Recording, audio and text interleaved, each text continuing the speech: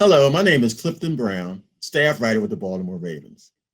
To help celebrate Black History Month, we wanted to introduce you to a few of our employees who help make the organization special.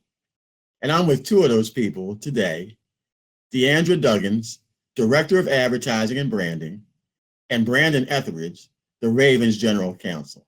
Deandra, let's start with you. Can you talk about your job a little bit and how your career path led you to the Ravens? Sure. So I've been with the Ravens for 5 years now.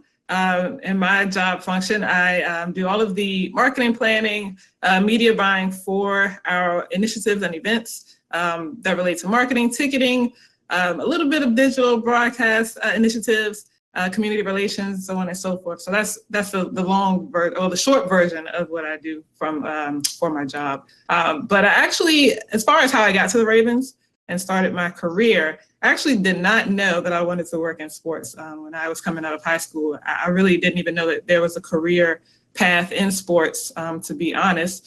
I started college as a pre-vet animal science major, thought I wanted to be a veterinarian. And after my sophomore year in college, I changed my major, did a little bit of exploration, took some classes in the College of Business, some sports management classes as well, and figured out that there was a world out there that I had no idea of. So from there, I kind of set my journey to work in sports, and here I am. Brandon, I ask you the same. Ravens General Counsel, describe your job a little bit and how what career path led you to being with the Ravens. Sure. So I've been the Ravens General Counsel for 5 years now. Before that, I was at the NFL League office, actually, in the National Football League Management Council's office as an employment and labor lawyer. I always imagined myself being one of the guys who runs out the tunnel onto the field every day and every Sunday. But, unfortunately, or fortunately, depending on how you look at it, I was not, kind of in a position leaving college to continue a football career in the National Football League. So I went to law school in 2011 and began a career as a lawyer at a DC firm in 2014, and working on a lot of matters with the NFL, had the opportunity to join the NFL League office around then.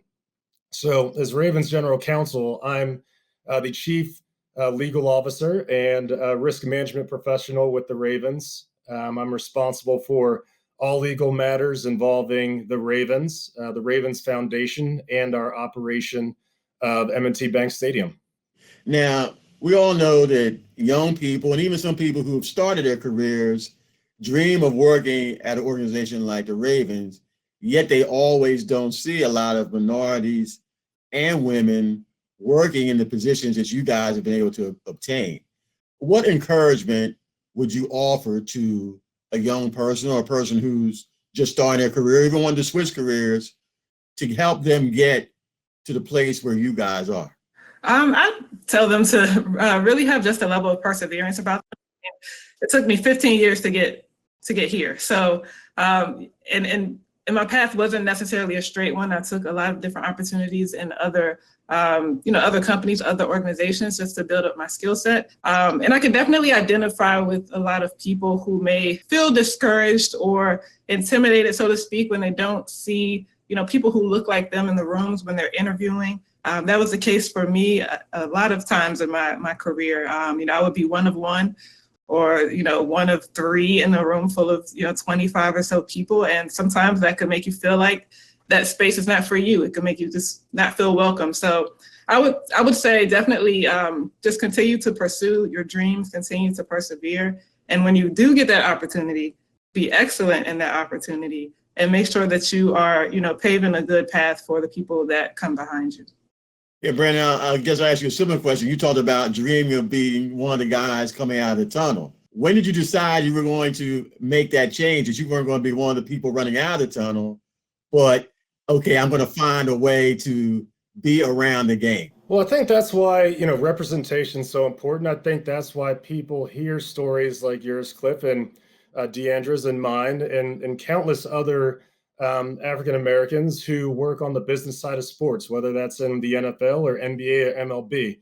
I think it's important for us to be seen, just so that people know and kids know growing up that there's more opportunities for them in whether it's the sports world or entertainment world than being an artist or being a player, that there's so many opportunities to combine perhaps a passion of yours, like marketing or like law with an interest that you have and that maybe you've had kind of your entire time growing up, whether that's music or whether that's football or dance or anything else. There's so many roles kind of behind the scenes that contribute to the successful production of whether it be an NFL game or a concert or whatever the case may be. If there's one thing that I think children need, when they are looking at what career they're going to pursue or what the rest of their life is going to look like, it's hope. So my hope is that by seeing people like Deandra and myself and others who work for the Ravens who look like them and have similar backgrounds, that just provides a ton of hope for them and encouragement as they pursue their careers. Yeah, you talked about hope, and this is Black History Month. So, we talk a lot about people who have paved the way for us from our past. Unfortunately, we've lost some icons here recently, Cecily Tyson, Hank Aaron, John Chaney, the basketball coach at Temple, where I went to school. All these people left a path for us to follow. I was just curious with either of you, are there any Black history figures in particular that you have identified with along the way that still inspire you today? And if so, how so? As a lawyer, I have to say that there are too many to name, but two that really come to mind. Really, Baltimore's own, Thurgood Marshall, the first Black Supreme Court justice, as well as you mentioned people we have lost over the past few years, the late Congressman Elijah Cummings. I think for any lawyer of color, someone like Thurgood Marshall is a person and that you really learn about very early on in your career. I took a civil rights law course when I was in college at Yale that really had a tremendous effect on me. And what it really taught me was that here's someone who, we know him as the first Black Supreme Court justice, but what a lot of people don't know about him is that he argued Brown v. Board of Education, the landmark civil rights case that struck down separate but equal in public schooling here in the United States.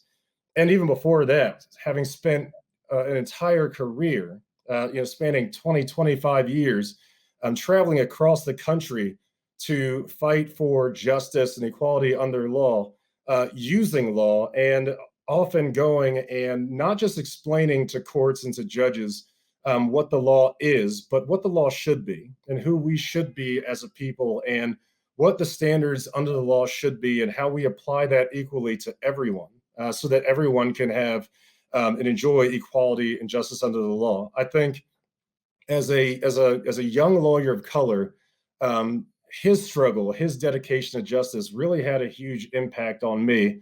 And I think as I continue my career, even though I've decided to continue it as a sports lawyer, it's really influenced me in terms of a lot of the work that we do with our players in terms of social justice, in terms of advocating for criminal justice reform and sentencing reform, and just a lot of the other work that our players engage in off the field to create a more just and equitable society.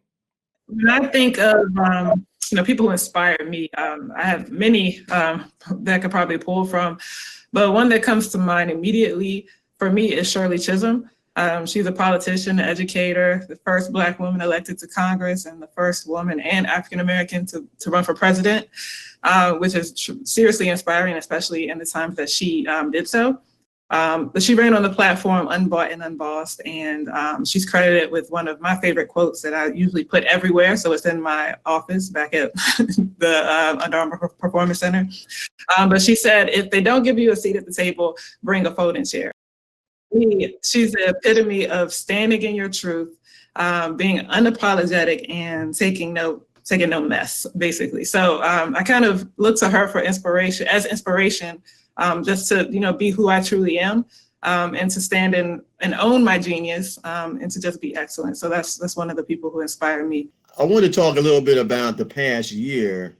So many things have happened in the world, in this country, since we celebrated Black History Month in 2020. It's been quite a 12-month period. And I think that the country has had to have what I kind of refer to as a racial reckoning to realize that some of the problems we have regarding our history are still relevant today and that we all have work to do. I just wanted you guys to kind of reflect on any things you guys were left with in 2020 that make you feel that we're headed in the right direction, because I know I've had more conversations about race and equality over the past year than probably I've had in my lifetime. So I'm just curious to hear your guys' thoughts on where we are moving forward. Yeah, I think that's one of the major things you just said. People are more willing to talk about it. And we've kind of, pulled down that wall of bricks where people were just afraid to just have uncomfortable conversations. But now I think people realize that it's absolutely necessary for progression. So I'd say 2020 was definitely a tipping point, so to speak, mostly because we just all had no choice but to pay attention to what was going on.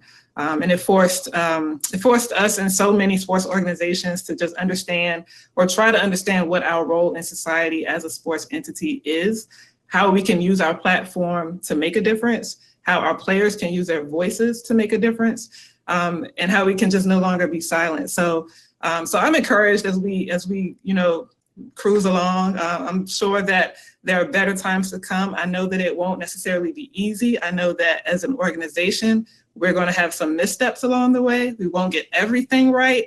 But I think the most important thing and the thing that I am grateful for is that we now understand how important it is, and we have decided to do something. So that to me is super important. What this year I think has taught me in a major way, and what I've seen happen in a major way this year, is just people's willingness to talk about an issue that, if you go back decades and we talk to our parents' generation, our grandparents' generation, this was not a topic that really was discussed out in the open, especially in the workplace. My grandfather was a Black police officer in rural North Carolina in 1959. And I guarantee you, workplace equality and diversity and inclusion were not topics that were brought up. My father fought in Vietnam in the late 1960s. Same thing in terms of U.S. military. But I think now what we're seeing in 2020 is some of the biggest brands in the country and in the world demanding that diversity and inclusion and justice for all really be something that we strive to as a society, that it's not a Black problem, it's not a white problem, it's not a female or male problem. It is all of our issue, and that a more just and equitable society helps everyone.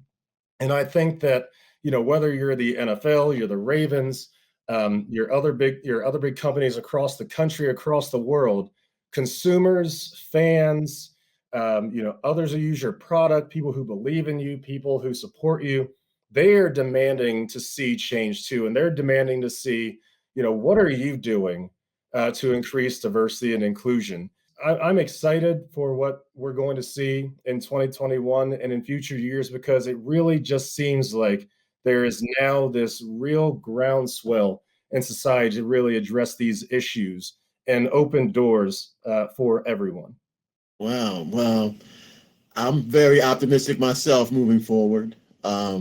Part of the reason I like working for the Ravens is to be in the company of people like yourself. I pass both of you in the hallway sometime, still don't get to speak with you even like this as often as I would like to. But just knowing that there are people like you around who are my coworkers really helps to inspire me at work. So I want to thank both of you for doing this, sharing your thoughts. It's always a pleasure to talk to you both. Hopefully we'll be back in the office one day and get to spend more time together. But thank you so much for helping us celebrate Black History Month.